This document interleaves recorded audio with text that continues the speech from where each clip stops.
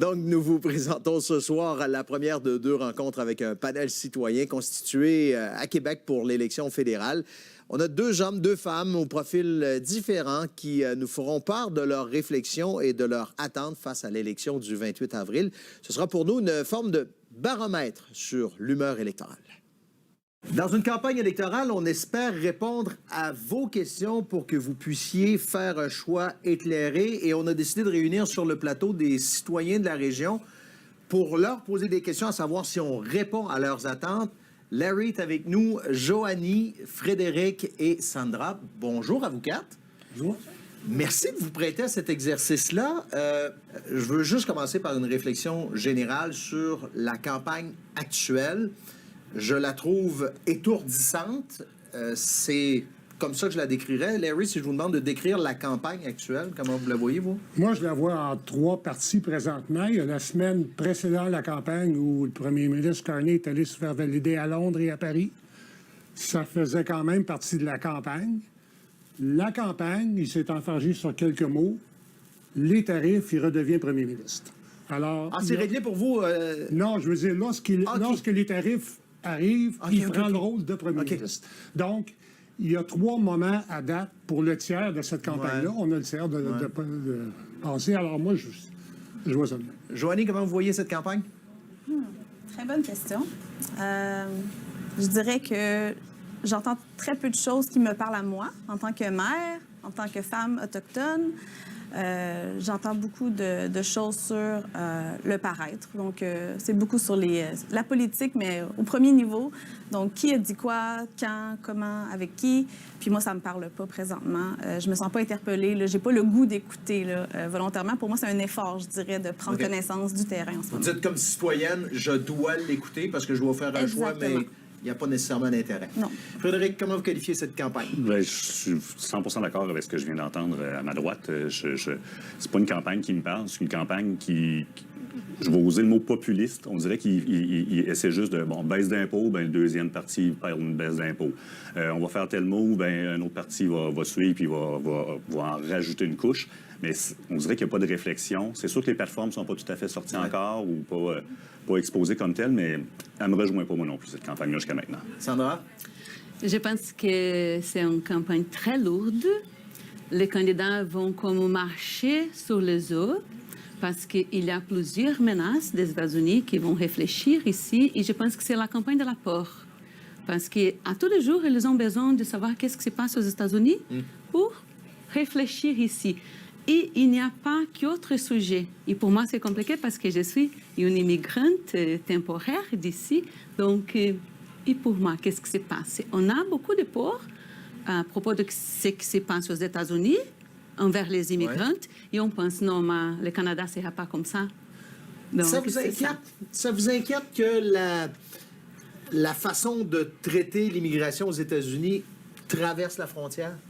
Quand on a choisi le Canada pour y venir, c'était un choix. On a pensé, on voulait offrir une expérience internationale à nos enfants et on va au Canada. Parce que le Canada, c'est le pays qui va recevoir très bien, va bien accueillir les immigrants parce qu'il y a un besoin.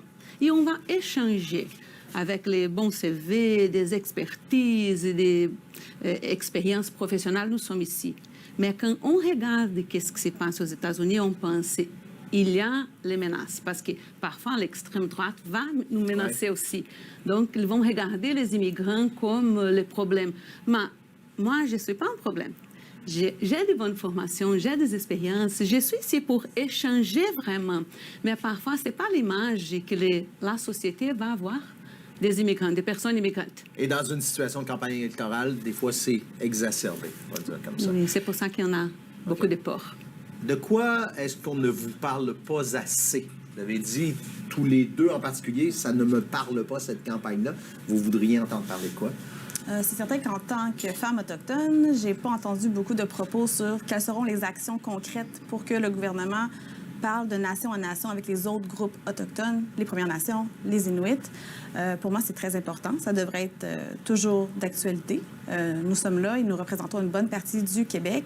Et c'est aussi le taux de natalité le plus élevé au Québec. Donc, on oublie souvent ces faits-là. Puis en tant que mère, évidemment, bon, le réseau présentement, je trouve ça difficile de naviguer en tant que mère.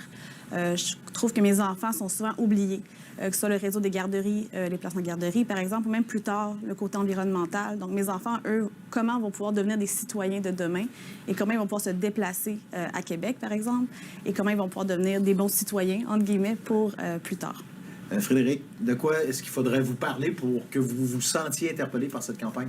J'ai l'impression qu'on surfe sur des vieilles idées, des vieilles histoires, qu'on brasse à rien, comme si on avait peur de déplacer des choses, comme si on avait peur de créer du mouvement un petit peu. Je trouve que c'est plate. Okay. Je trouve qu'on essaie... On a peur de déranger les gens. Fait que si je dis telle chose, bien, je vais déranger quelqu'un de l'autre côté. Si je parle de ça, je vais déranger quelqu'un de l'autre côté. Hey, il faudrait que ça brasse un petit peu. On est dans un marasme où est-ce que c'est pas plate, mais dangereusement plate même. C'est drôle. Au NPD, on a souvent dit que on ne parlait pas assez de tarifs puis des relations avec les voisins américains. Et le NPD a moins d'espace actuellement. On dirait que les partis, puis là, je vous soumets cette réflexion-là, les partis sont condamnés à parler du fameux sujet de Donald Trump. Sans ça, on ne parlera pas d'eux. C'est comme ça que vous le voyez? Ben, ils n'ont pas le choix. La situation présentement, c'est une campagne de le feu est pris. Qu'est-ce qu'on fait? Parce que tout ce qu'on a comme autre, pas projet, mais tout ce qu'on voudrait que les partis politiques parlent, bien, c'est possible si. Mais ça devient impossible si, dans 3 jours, le président Trump se réveille à 3 heures du matin puis il impose un tarif pour d'autres choses. Mais on choisit un gouvernement pour 4 ans. On choisit un gouvernement pour 4 ans, mais pour la première fois de notre vie, en tant que pays, on ne sait pas d'une semaine à l'autre où on va être face à notre économie. Si, admettons, après 2 semaines en place d'un gouvernement, quel qu'il soit, il y a une entente avec les Américains, ce dossier-là, on ferme le livre, c'est réglé. Est-ce que votre gouvernement sera en mesure de répondre à vos attentes par la suite ou votre choix aura été fait uniquement basé sur ce qui se passe actuellement avec les Américains? Bonne question. Le seul positif de tout ça, je crois que ça redéfinit justement notre identité en tant que citoyen du Canada ou du Québec ou d'une communauté, dans mon cas. Mais c'est de se redéfinir et se voir pour qui on est réellement. C'est quoi nos forces, c'est quoi nos faiblesses, mais axer sur nos forces. Puis ça, on ne l'entend pas non plus. On est bon dans quoi, nous, en tant que Québécois, en tant que Canadiens? Qu'est-ce qu'on pourrait mettre de l'avant? Il ne faut pas se voir dans le regard de l'autre, qui est, dans ce cas-ci, les États-Unis, mais il faut se voir, nous, avec nos forces. Frédéric et Sandra, vous sembliez peut-être d'abord Frédéric. On se fait beaucoup définir par l'autre. On n'est pas capable de se définir nous autres mêmes présentement. C'est peut-être ça aussi un peu le problème. Puis les gens qui sont appelés à nous gouverner, essaient pas de nous définir, essaient pas de nous aider là-dedans non plus. À dire, voici où est-ce qu'on peut aller, voici ce qu'on est, voici où est-ce qu'on s'en va. C'est plus, voici qui nous regarde et voici, on va attendre qu'il bouge, puis après ça, on va bouger. Puis ça, cet attentisme-là, ça me convient pas. En tout cas, ça me parle pas. Puis c'est même jusqu'à un certain point déprimant. Ce que tu dis, c'est très vrai parce que le premier ministre Trudeau, à la fin de son mandat, a dit « On s'est défini comme pas américain. » Oui. Oui. On s'est défini négativement et non positivement. Puis comme tu dis, ça se reflète sur la façon qu'on regarde tout le paysage présentement. On est qui face à ce qu'on sait? C'est très intéressant parce que je suis une personne immigrante. Oui. Donc, mon image du Canada, c'est un pays que quand on entend parler, on va sourire. Parce que c'est un pays accueillant, c'est un pays où la communauté LGBT, les personnes de la diversité sexuelle et de la les personnes queer sont bien reçues, ils sont en sécurité. Donc, il y a plusieurs situations que quand on passe au Canada, le Canada, c'est un grand pays. Le Canada, c'est un bon pays. Mais quand on pense dans le futur, quel est le candidat qui va maintenir le Canada comme un pays où les gens se sentent en sécurité? Et c'est en péril actuellement? Je pense qu'on a besoin de bien choisir les candidats en pensant à propos de ça. Parce que oui, si le candidat va faire la même chose que ça fait aux États-Unis, c'est pas comme ici. Donc, on vit réellement un problème parce qu'on peut laisser le Canada accueillant, le Canada où les gens vivent en sécurité. Le discours des États-Unis trouve écho un peu ici. Il ne faut pas l'ignorer. Quand on entend toujours, bien, il y en a trop d'immigrants. Bien, entre il y en a trop, puis je me sens trop, la ligne est mince. Je vous remercie beaucoup d'avoir participé à cette discussion-là. On va revenir à vous un peu plus tard dans la campagne électorale pour voir si les choix ont changé, se sont cristallisés ou si les choix sont faits définitivement.